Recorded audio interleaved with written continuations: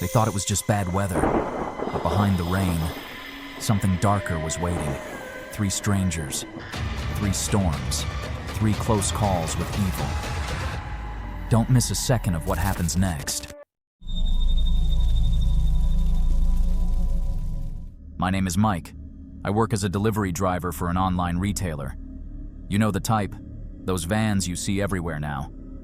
My route covers mostly rural areas outside Manchester, lots of isolated houses and farms. I usually finish my shifts around 8 p.m. This particular day in August, the weather forecast warned about severe thunderstorms, but I still had 6 packages to deliver when the sky turned this weird yellowish color. My dispatcher told me to finish the route if possible, so I kept going. The rain started hitting like someone was throwing buckets at my windshield. The last delivery was to this farmhouse about half a mile down a dirt track, set back from the main road. The GPS kept cutting out because of the storm, but I eventually found it. This old stone house with a barn nearby, completely isolated. I grabbed the package and made a run for the porch, getting completely soaked in those few seconds. The thunder was so loud it felt like it was right overhead. I rang the doorbell, but no one answered. Company policy said I needed a signature for this one, so I couldn't just leave it. I rang again and finally heard movement inside. A man opened the door just enough to see me. "Delivery," I said, holding up the package. He looked at me for a second, then opened the door wider. "Come in out of the rain while I sign." I hesitated. We're not supposed to enter customers' homes, but the rain was coming down in sheets, so I stepped inside. The house was dimly lit and oddly bare. No pictures on the walls, minimal furniture, like someone had just moved in. The man was middle-aged, thin, with this intense stare that made me uncomfortable. He took the package without looking at it. "Need to find a pen," he said, disappearing into another room. That's when I noticed the floor, muddy boot prints far more than would make sense for one person. And they were fresh. Before I could process this, I heard a floorboard creak behind me. I turned to see another man blocking the door I'd come through. Taller, heavier, with a beard. He didn't say anything, just stared at me with this expressionless face. My heart started racing. "I should get back to my van," I said, trying to keep my voice steady. "Storm's too bad," the first man said, returning. "Roads will be flooded. Better wait it out." I felt panic rising in my chest. "My dispatcher is expecting me back. I need to go." The bearded man hadn't moved from the door. "Phone won't work out here," he said flatly. "Tower's always going down in storms." I pulled out my phone to prove him wrong, but there were no bars, no signal. That's when I heard it. A thump and muffled sound from upstairs. The 2 men exchanged looks. "What was that?" I asked. "Just the wind," the first man said too quickly. "Old house makes noises." Another thump, louder this time. Definitely not the wind.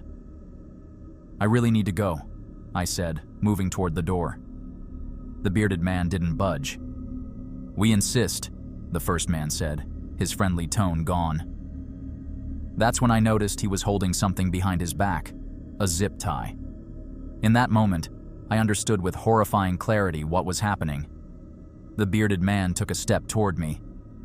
I had seconds to decide. I feinted left, then dove right, bolting for what I hoped was the kitchen. I was right, and better yet, there was a back door. I could hear them behind me, one of them shouting. I yanked the door open and ran into the storm. The rain was blinding, the ground a muddy mess, but pure adrenaline kept me going. I could hear them coming after me, their footsteps splashing through puddles. The barn was closer than my van, so I headed there, hoping to hide or find a weapon. The door was unlocked. I slipped inside, closing it behind me. The interior was dark. In those brief moments of illumination, I saw something that made my blood freeze. The barn had been converted into some kind of workshop. Tables with restraints, tools arranged neatly on the walls, and worst of all, a wall covered with delivery uniforms, not just from my company, but others too. Some had dark stains I didn't want to identify. I heard them approaching the barn, calling out to each other over the storm. I spotted a small window at the back and made for it, squeezing through just as the barn door crashed open. I landed in mud on the other side and ran blindly away from the house, toward the tree line I'd seen when driving in. I ran through the woods for what felt like hours. Eventually, I found a road and flagged down a car, an elderly couple who thought I was a car crash victim because of how I looked. The police took my statement, but by the time they reached the farmhouse, it was empty. Completely cleared out, like no one had ever been there. They found evidence, though.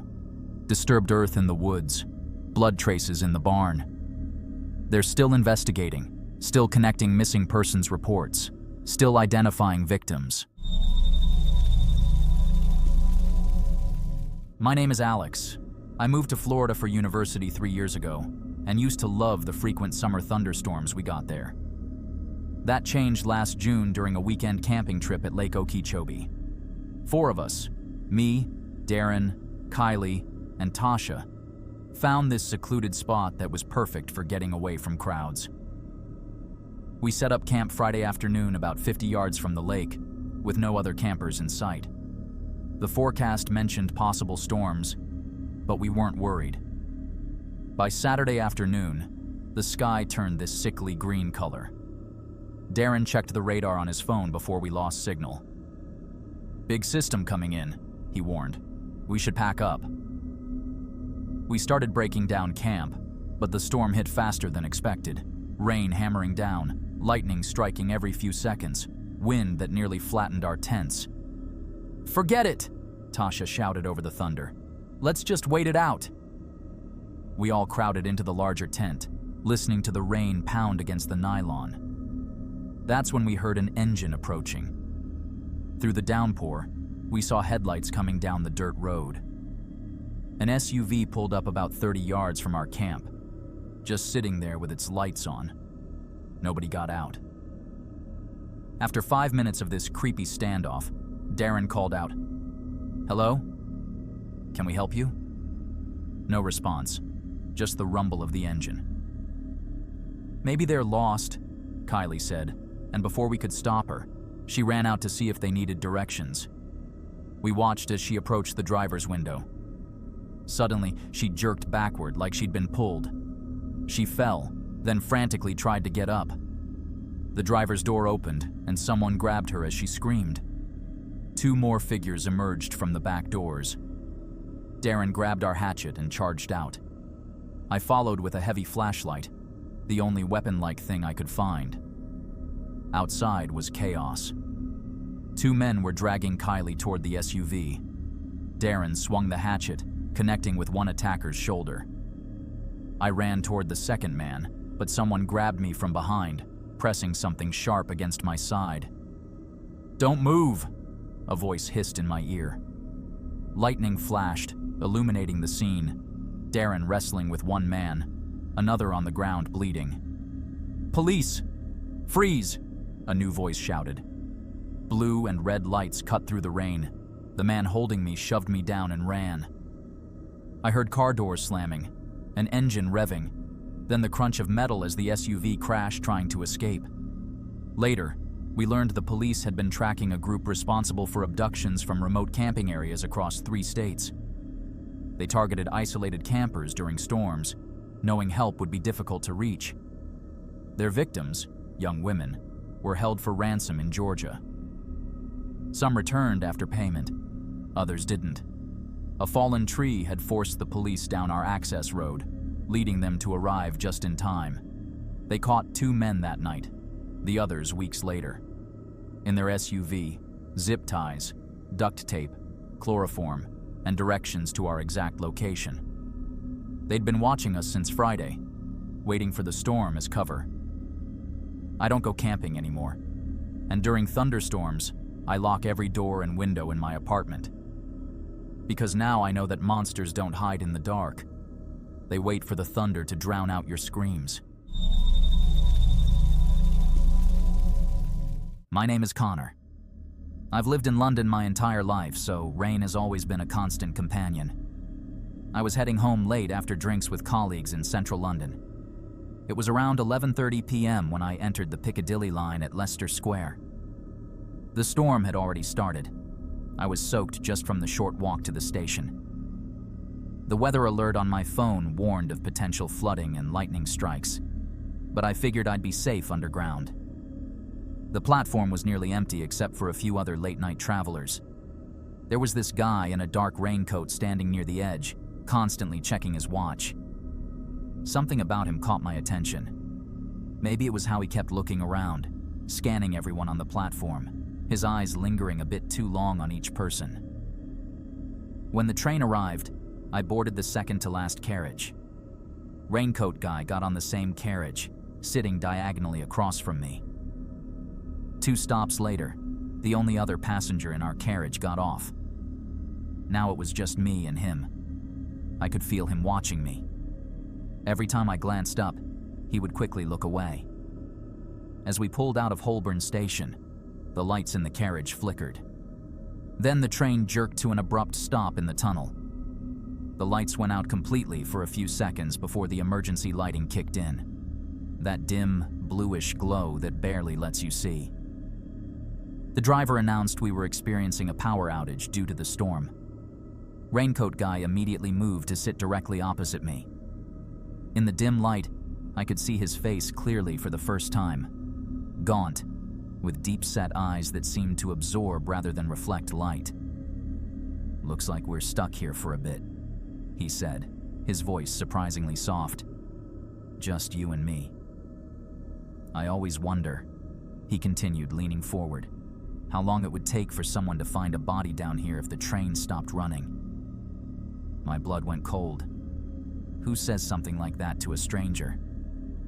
"Not during a citywide storm," he went on. "Emergency services are stretched thin. No one's thinking about the tubes right now." He pulled out a switchblade, clicking it open with practiced ease. He didn't point it at me, just held it on his lap, catching the dim emergency light. "Give me your wallet, your phone, and those headphones," he said, still using that soft tone.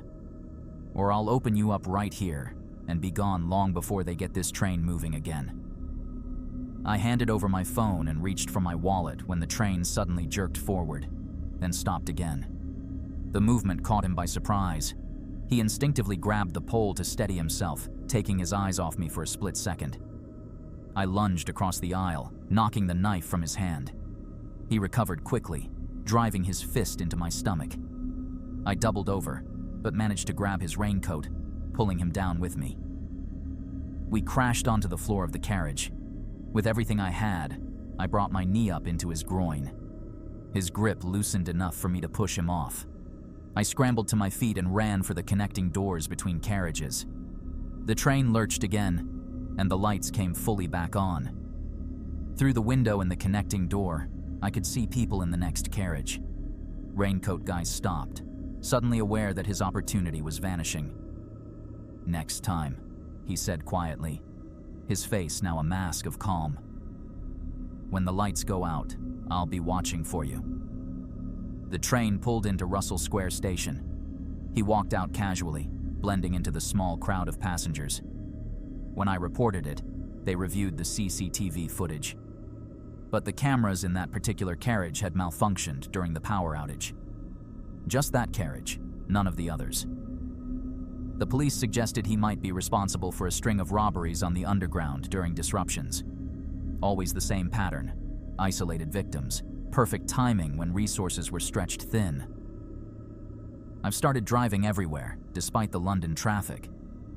Because every time I hear thunder, I remember his words. "When the lights go out, I'll be watching for you." And I can't shake the feeling that somewhere in this city, when storm clouds gather, he's looking up at the sky with anticipation, waiting for his next opportunity.